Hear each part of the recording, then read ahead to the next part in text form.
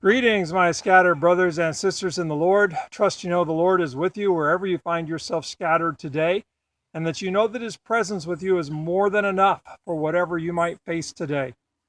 Our psalm today is Psalm number 88, and we're going to read it, pray it, and lean into Psalm number 89. I'm still back here in Michigan, obviously. My father-in-law is hanging in there. Appreciate your prayers. The days are getting shorter. And so, anyway, just thank you for keeping the family in prayer. So, Psalm number 88, and this is one of the maybe darker Psalms that there is. Very, very difficult. The psalmist is kind of raw and just brutally honest.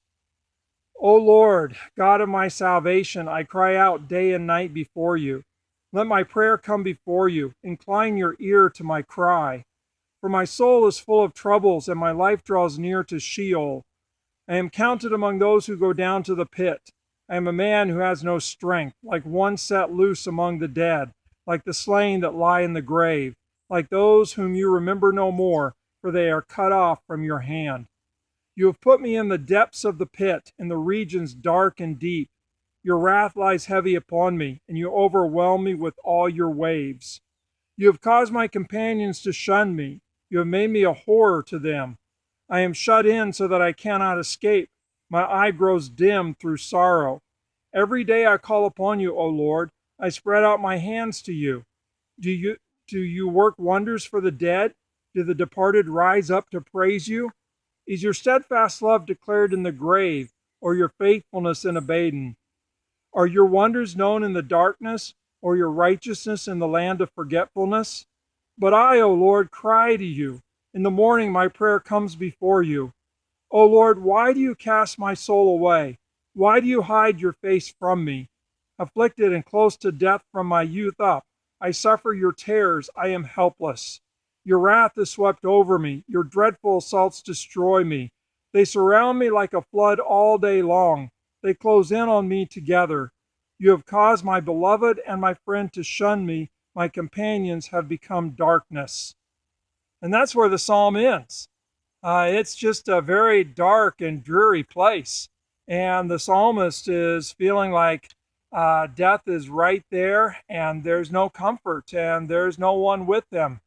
Even friends have kind of shunned and rejected. And it's just a very kind of desperate, dreary, sad place for the psalmist to be. And don't know everything to do with that, except that here's the psalmist crying out to God, having enough faith, having enough hope that God is worth crying out to, and pouring out his or her heart just in terms of what a dark and dreary moment it is. And it lasts for the whole psalm. And most psalms where there's lament and there's crying out, there's at least kind of a note of hope. But here, the only note of hope is really that first verse, crying out to the God who saves, but then just emptying the heart, and so much brokenness and so much hurt, and just feeling like everything's coming to an end and rather hopeless. Don't know, again, don't know everything to do with that, except that sometimes we do go through times like that. And the solution is not to quit talking to God, but to take all of those feelings, all those very raw, dark emotions, and to just pray them out to God. And here's what I find especially appealing. If I move on to Psalm number 89, after such a psalm of despair, the first lines of Psalm 89, I will sing of the steadfast love of the Lord forever. With my mouth I will make known your faithfulness to all generations. For I said, steadfast love will be built up forever. In the heavens you will establish your faithfulness. And I just think about that sometimes the weight and the darkness, it lasts for a whole psalm. But that's not the last psalm, and that's not where the psalms end. And we move on to Psalm 89, and I will sing of the mercies of the Lord. I will sing of the steadfast love of the Lord. My lips will praise thee. And so even at Psalm 88, we move on. And we get to Psalm 89 where we sing again of the steadfast love, the mercies of the Lord, that those will be on our lips and we'll sing his praises. And so I don't know where you might be scattered today. I don't know what you might be dealing with. Maybe it's a Psalm 88 day. And I get that. Well, don't be silent. Pray it out to God.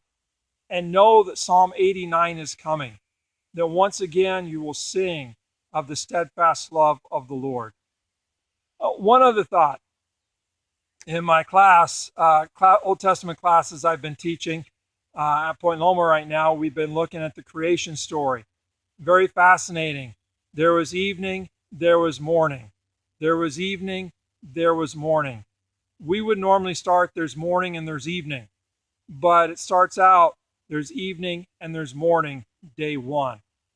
And I think kind of the point is that where there's darkness, darkness always gives way to morning. That God speaks light into the darkness. And so there was evening and there was morning. There was Psalm 88 and then there was Psalm 89. There was the darkness of encroaching death.